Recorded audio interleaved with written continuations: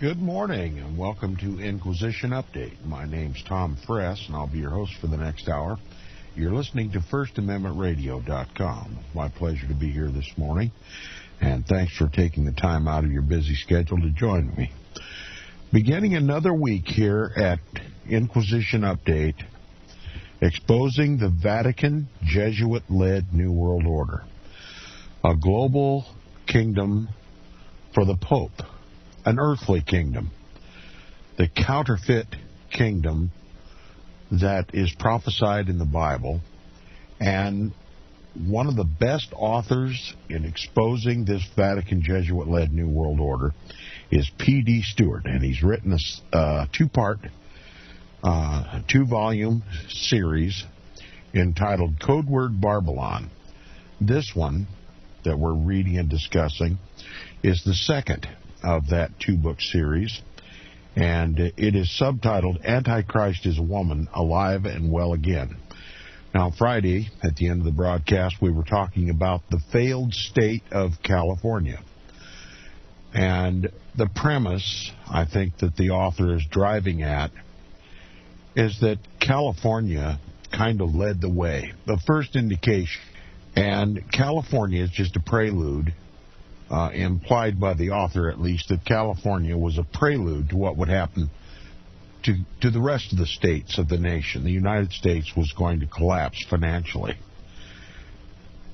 And the author writes, we're going to back up a paragraph or so from where we finished Friday for continuity purposes.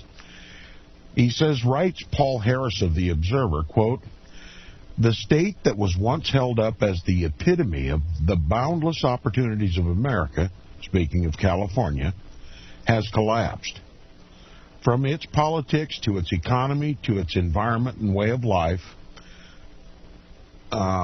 California is like a patient on life support. At the start of summer, the state government was so deeply in debt that it began to issue IOUs instead of wages. Its unemployment rate has soared to more than 12%, the highest figure in 70 years. The crisis is so deep that Professor Kevin Starr, who has written an acclaimed history of the state, recently declared, quote, California is on the verge of becoming the first failed state in America.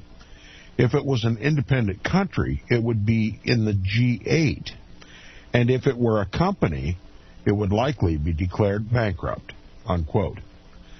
The state has lost virtually all hope of President Obama, declaring, quote, "California is too big to fail," unquote.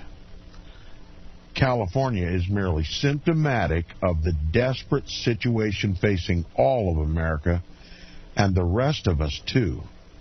This is the world's biggest crisis. According to Goldman Sachs, the United States debt will soon be 85% of the U.S. economy. In August of 2009, Deutsche Bank reported that 40% of homeowners in America find themselves with mortgages that exceeded the equity on their properties. For instance, the mortgages exceeded the value of their homes.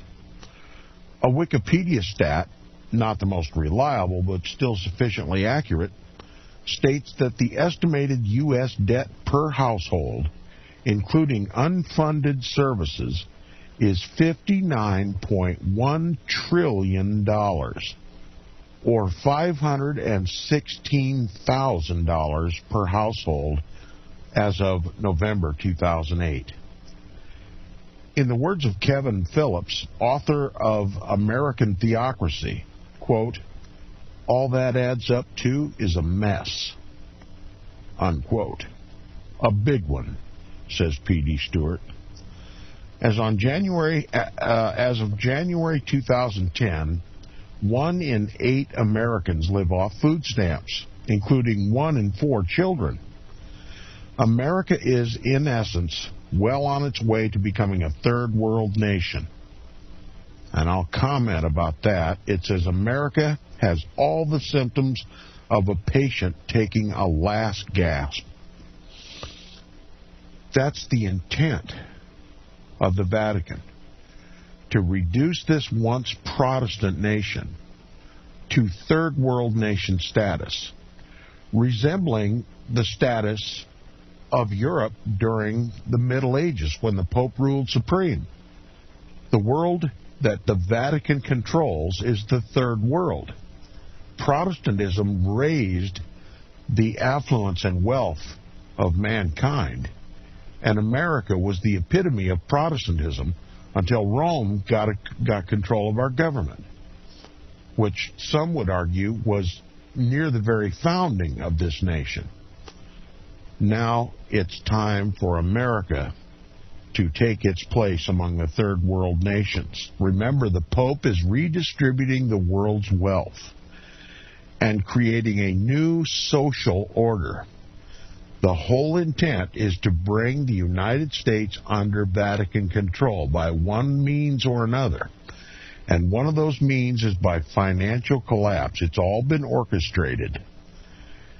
Now, continuing with the text, it says, the only reason America has not yet collapsed is because of the size of its mammoth economy and the goodwill it has around the world.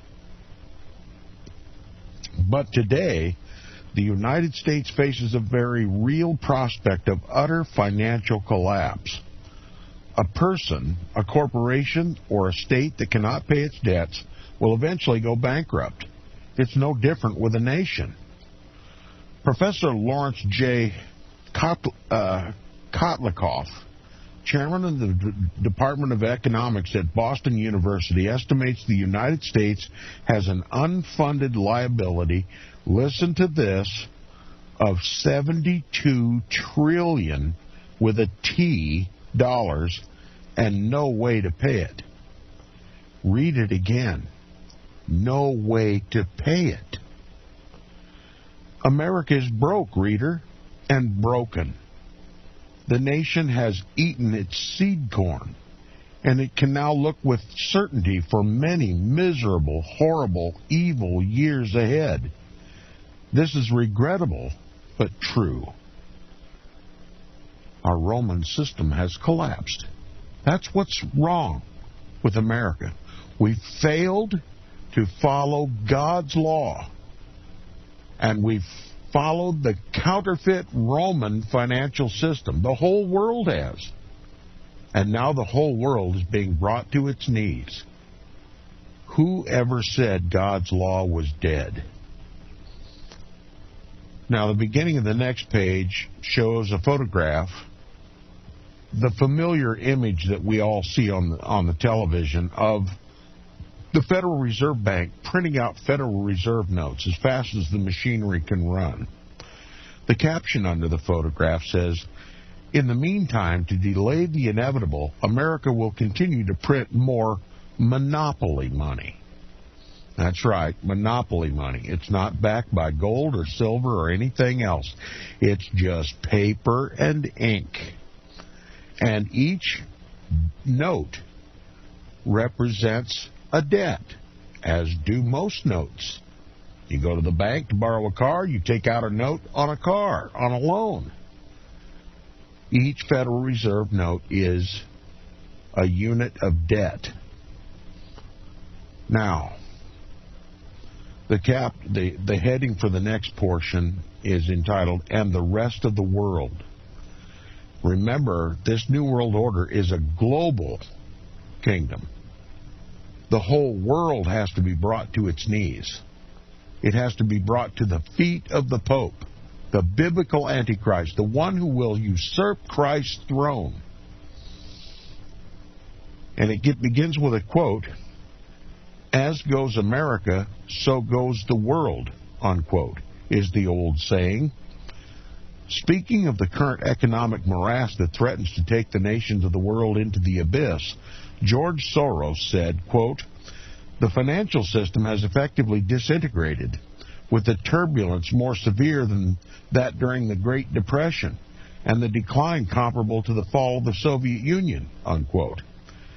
We can take Mr. Soros' word on this subject as prophecy, for already the financial meltdown has, quote-unquote, annihilated, to use Hollywood language, some of the oldest and largest investment banks in the world, and plunged the global economy into an almost vertical downspin.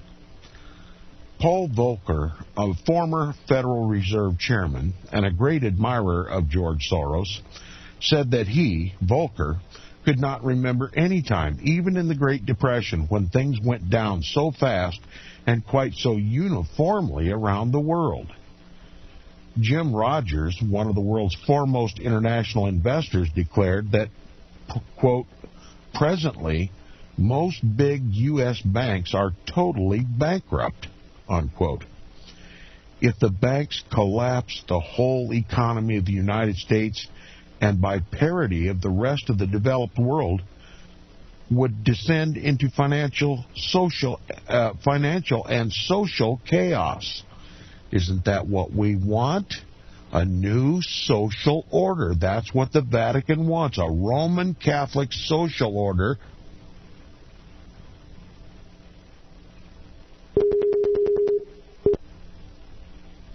Okay. Are we back? Apparently we are. Again, we are having technical difficulties this morning. I hope my listeners will bear with us as we work on the problem, and hopefully we can continue and get through the program. We were talking about Paul Volcker, a former Federal Reserve chairman and a great admirer of George Soros, said that he, Volcker, could not remember any time, even in the Great Depression, when things went down so fast and quite so uniformly around the world. Jim Rogers, one of the world's foremost international investors, declared that presently most big United States banks are totally bankrupt. If the banks collapse, the whole economy of the United States, and by parity of the rest of the developed world, would descend into financial and social chaos. All financial markets would grind to a halt and implode. And how best to choreograph society, the social order, than to bring it into upheaval? You know, the Freemasonic motto is order out of chaos. To get the order that they desire, that is Roman Catholic social order, imposing Roman Catholic social doctrine on the world, they must bring the social order into chaos. And the best way to do that is to bring down the world financially. And that's exactly what they're doing. Now, the author continues. He says, subprime debt has already resulted in a loss to the Western markets of $60 trillion. And a further $1 quadrillion is missing from the world economy, hidden somewhere in toxic subprime and related mortgage debts. According to the Bank of International Settlements, the notional value of all outstanding derivatives of subprime mortgages, for instance, financial derivative transactions or loans, now totals approximately $1.144 quadrillion. In layman's language, that means the banks continue to have a global exposure in financial derivatives that surpasses $1 quadrillion. And a second wave of economic tsunami is still to come, the commercial mortgage foreclosures. Why should that alarm you? That's more than 1 million piles of money with $1 billion in each pile.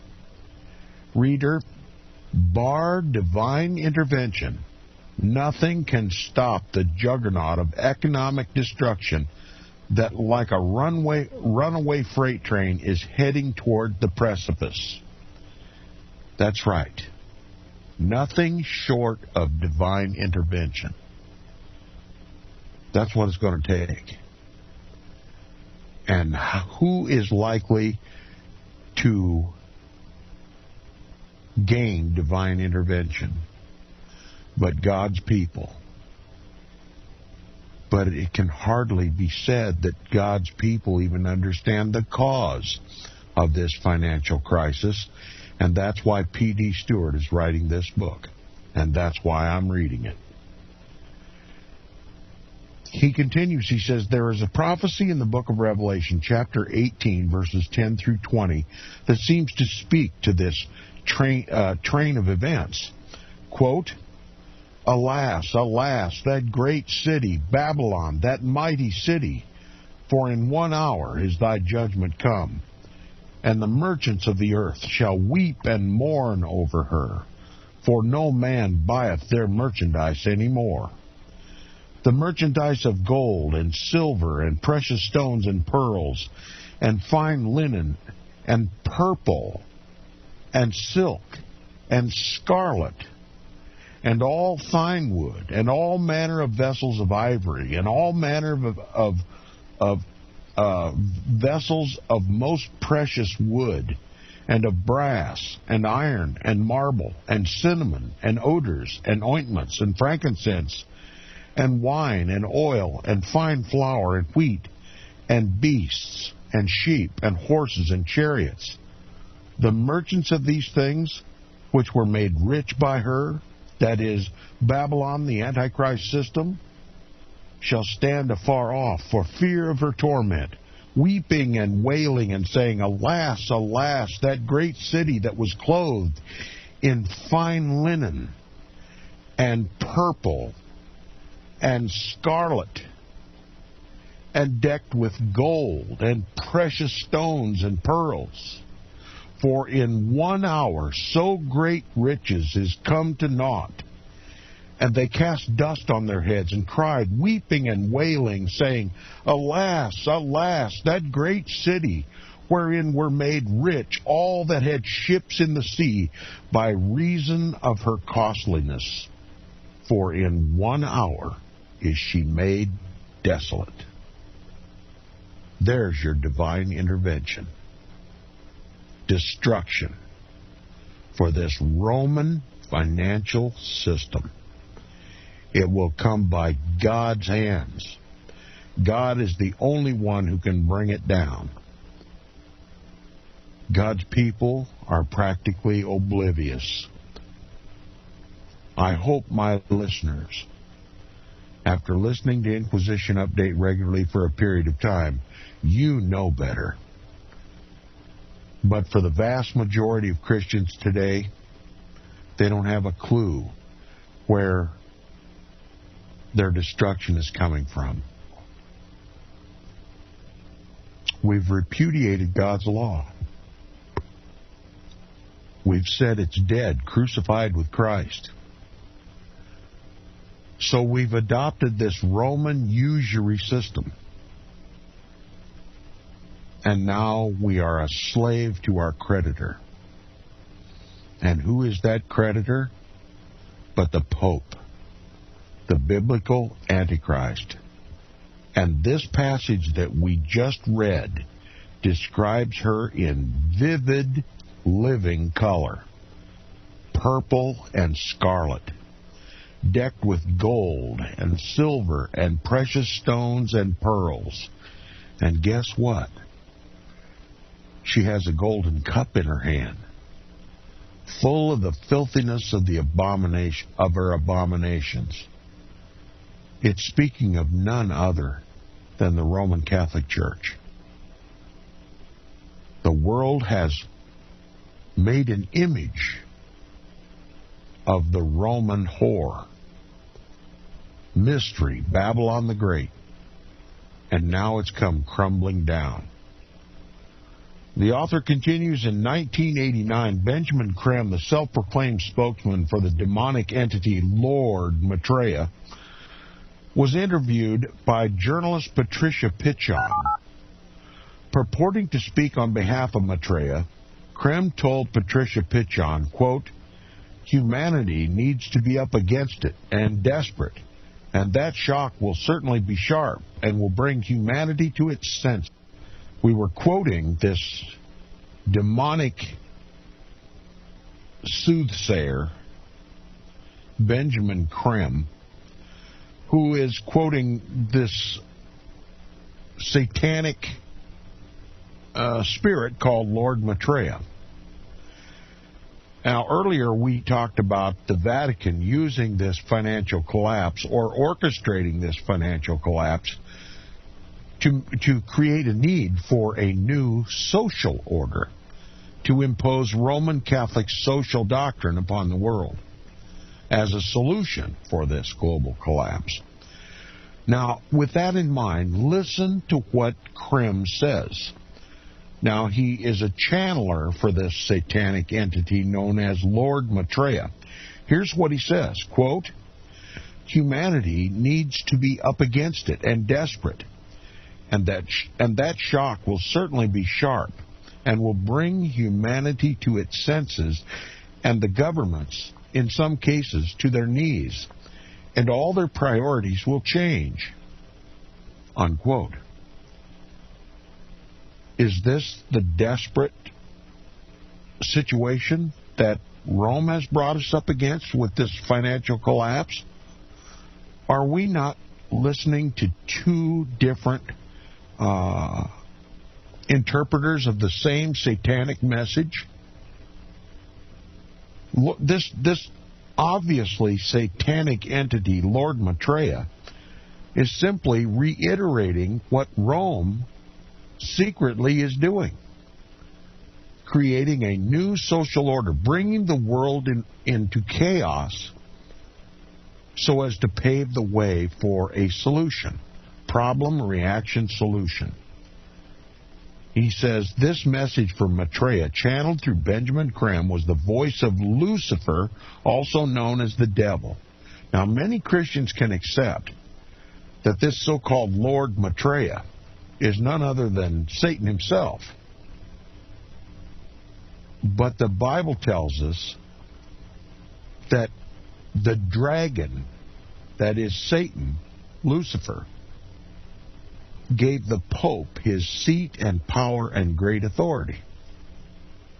What I'm trying to say in short is, this so-called Lord Maitreya and the Pope are on the same page. They're cut of the same diabolical stone.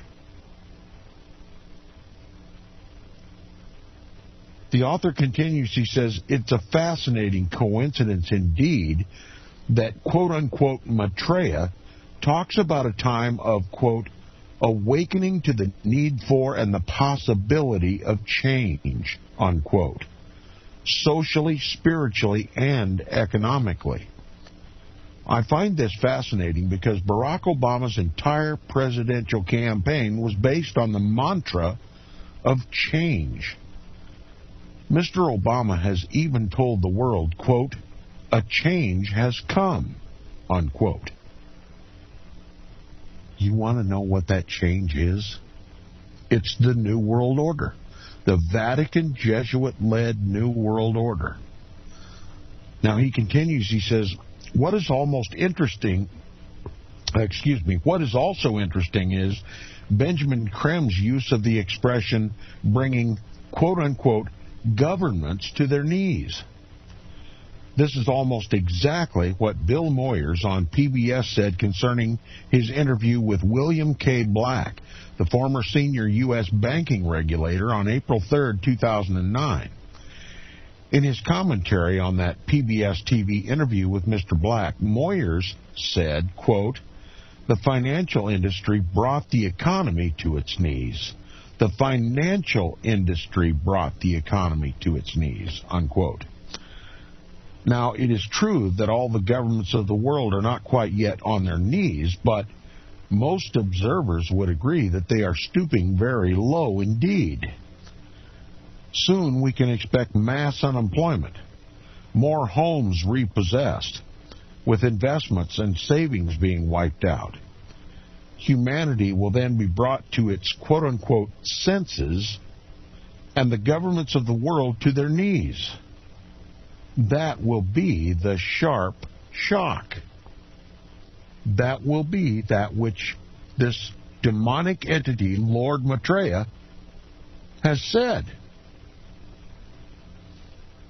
Now he says, I have no definite proof, but I can venture to say that this economic crisis is, in all its aspects and phases, part of a greater plan, a kind of quote-unquote controlled demolition to further the quote-unquote grand design.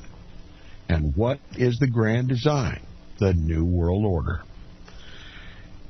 Said M.E. Hasselhurst, quote, humanity needs to realize that there is a plan and to recognize its influence in the unfolding world events, unquote. What is that plan? The the Catholic Welfare Conference in 1939 appeared to speak to this. Listen to this. Quote, when the time comes and men realize that the social edifice must be rebuilt according to eternal standards, be it tomorrow or be it centuries from now, the Catholics will arrange to suit. They will, revoking the permit of free thinkers and Jews to celebrate incognito Monday or Saturday on their own account. Respect will not be refused to the Creator. And the author interjects, he's alluding to a Sunday Sabbath here. Nor repose, which means rest, to the creature, which means man, simply for the sake of humoring certain maniacs whose frenetic condition causes them stupidly and insolently to block the will of the whole people. In a word, Catholic society will be Catholic, and the dissenters whom it will tolerate will know its charity, but not be allowed to disrupt its unity. Now let me read that quote again once more through without any interjection, and I'll go through it piece by piece and explain it. You know, I know a little bit about Pope speak, and so does this author, P.D. Stewart. But remember, this quote is speaking of this plan, this New World Order, and this quote comes from the Catholic Welfare Conference in 1939. Here's what it said. When the time comes and men realize that the social edifice must be rebuilt according to eternal standards, be it tomorrow or be it centuries from now, the Catholics will arrange to suit. They will, revoking the permit of free thinkers and Jews to celebrate incognito Monday or Saturday on their own account. Respect will not be refused to the Creator, nor repose to the creature, simply for the sake of humoring certain maniacs whose frenetic condition causes them stupidly and insolently to block the will of the whole people. In a word, Catholic society will be Catholic, and the dissenters whom it will tolerate will know its charity, but not be allowed to disrupt its unity. Unquote. Now let me bring it down. This is a Catholic Welfare Conference. This is Pope speak, and we need to understand it.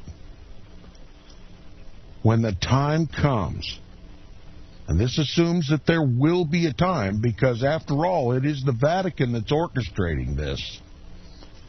When the time comes and men realize that the social edifice must be rebuilt, in other words, the time is going to come, the Roman Catholic Church is going to make it come, and the target is the social edifice.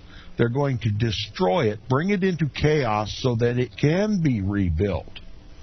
And it's going to be rebuilt according to eternal standards as defined by the Vatican, not by the Word of God.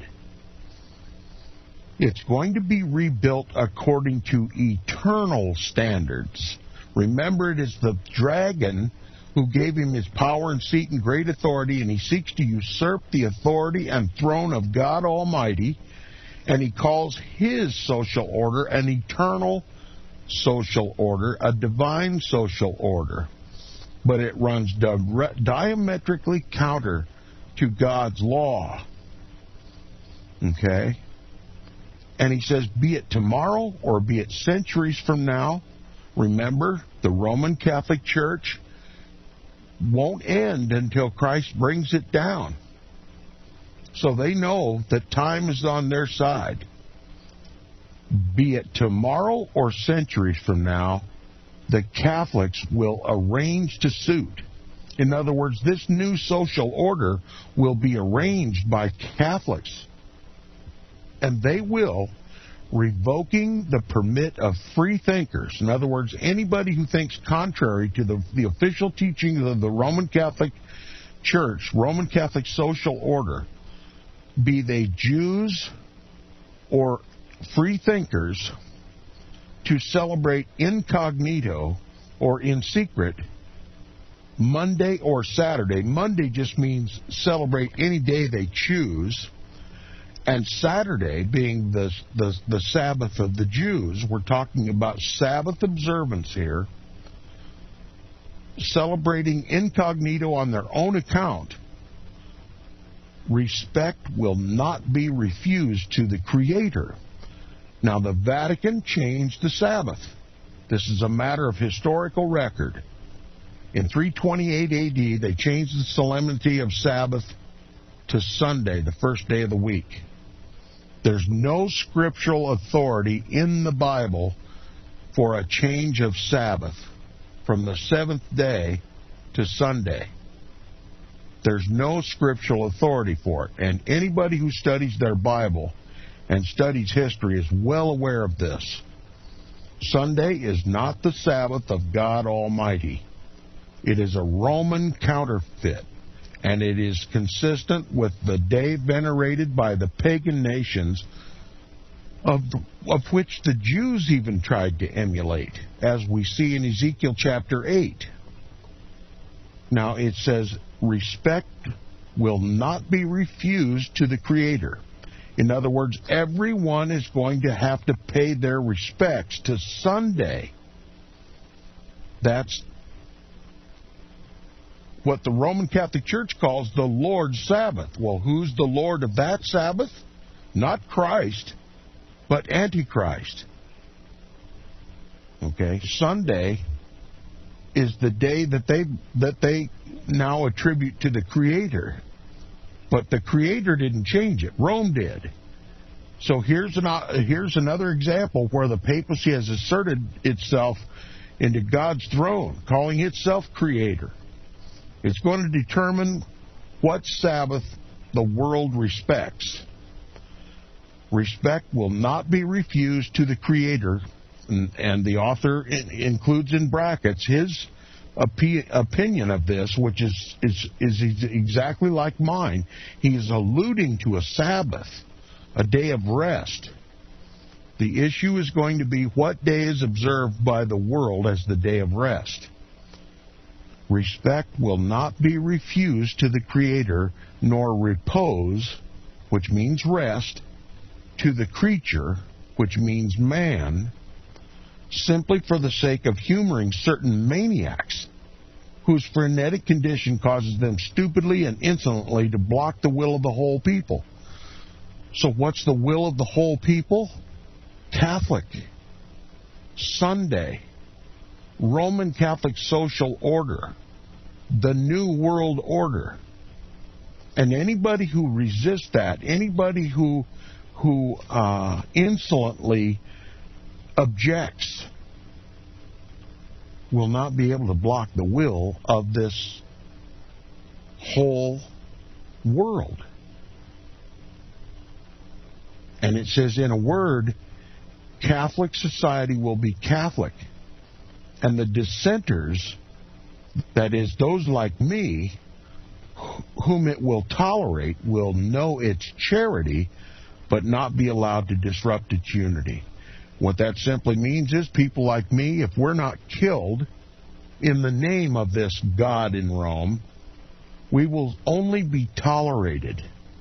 And if we continue to live, it will only be by the charity of this global church that is now being called for officially, and I'll get to this maybe tomorrow on the broadcast. Tony Blair the recent convert to Roman Catholicism, which I believe he's been a Roman all of his life, but he's now calling for a world church.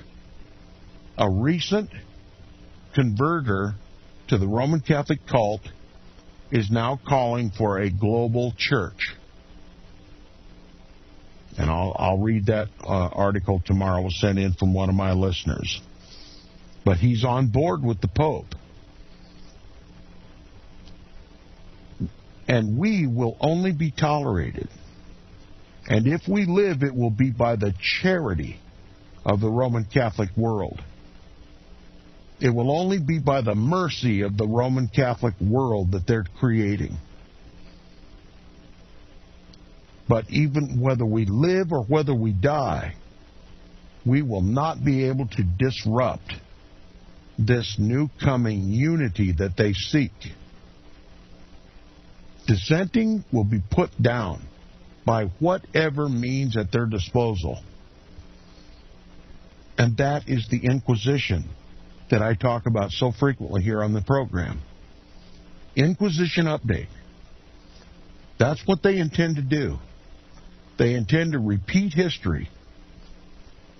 This new world order of the Pope is going to take its final form.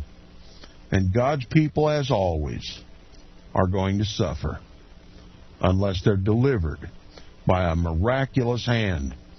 The same miraculous hand that delivered the Jews from the Egyptian bondage of Pharaoh. Now, the author, P.D. Stewart, continues. Yes, intelligent reader, the Vatican has a solution to the world's economic woes, and it involves a redistribution of wealth and a day of rest, the latter of which we shall shortly explore. Now, if you're a regular listener to Inquisition Update, you've heard the dissertation that Richard Bennett did on the Pope's encyclical Caritas in Veritate, which means charity in truth, and Rome always defines her terms. Charity means the global redistribution of the world's wealth, and truth means every man, woman, and child on the planet must comply. And the United Nations, the new governing body of the world for the Pope, is going to enforce it. And the nations of the world are going to assist. Okay? The global redistribution of the world, the wealth of the world, everyone included. That's what Caritas in Veritate means. That was a papal encyclical, the highest authority writing that the papacy issues. No one need ask anymore who is the head of the head of the head of the New World Order. It's now a matter of public record. No one needs to wonder anymore who the biblical Antichrist is. Now, chapter 13 of this book is entitled Dividing the Spoils, How Governments Came to Own the Banks. We're going to start talking about this bank collapse, try to make more sense out of it. It begins with a cartoonish photo of the red, white, and blue hat that Uncle Sam wears, we're all familiar with. And out of it is raining Federal Reserve notes. Okay, and the caption of this photograph says, "Our wallet is empty. Many of our banks have closed, and our credit is dried up. But we can still print money," unquote. The author continues, "Trillions of dollars of public money given to a few private banks. Money simply printed out of thin air with no backing in gold or real assets of wealth. America has been printing money like a banana republic.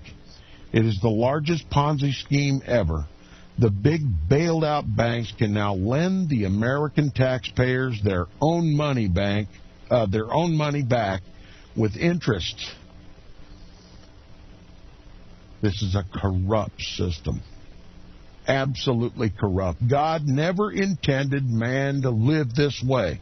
That's why he gave us order in the financial world. Gold, real assets, silver, and a fair balance.